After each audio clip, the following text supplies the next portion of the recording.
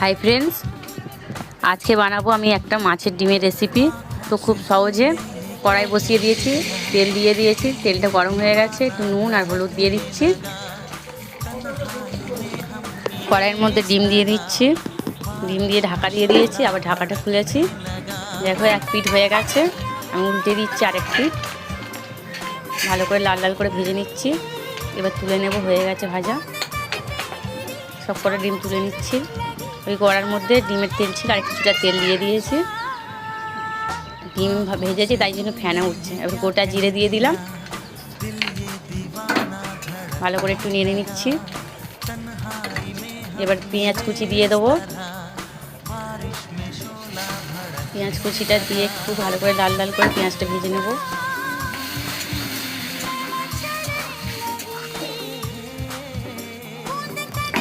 ডিমগুলো আমি ছোটো ছোটো করে খুন্তি দিয়ে ভেঙে নিয়েছি।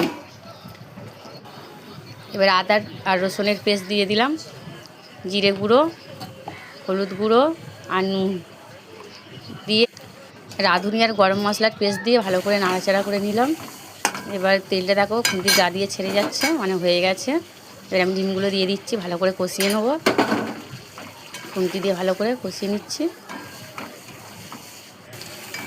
কষানো হয়ে গেছে,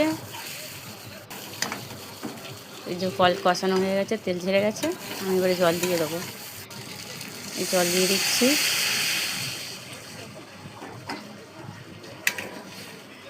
পরিমাণ মতোই জল দিয়েছি, এবার ঢাকা দিয়ে দেবো।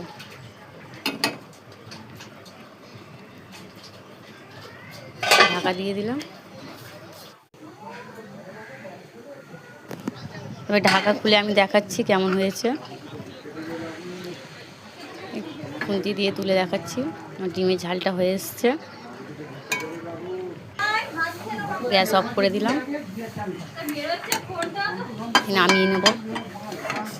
ডিমের ঝাল পুরো রেডি। মাছের ডিম খেতে কিন্তু সবাইয়ের ভালো লাগে, ছোট থেকে বড়। এই কম উপকরণের একটা রেসিপি, তোমরাও করে দেখো, ভালো লাগবে। আমি আবারও একটু খুন্তি দিয়ে দেখাচ্ছি কেমন হয়েছে। দেখো বন্ধুরা, কত সুন্দর হয়েছে ডিমের ঝাল, মাছের ডিমের ঝালটা। লাইক কমেন্ট আছে, আর টাটা।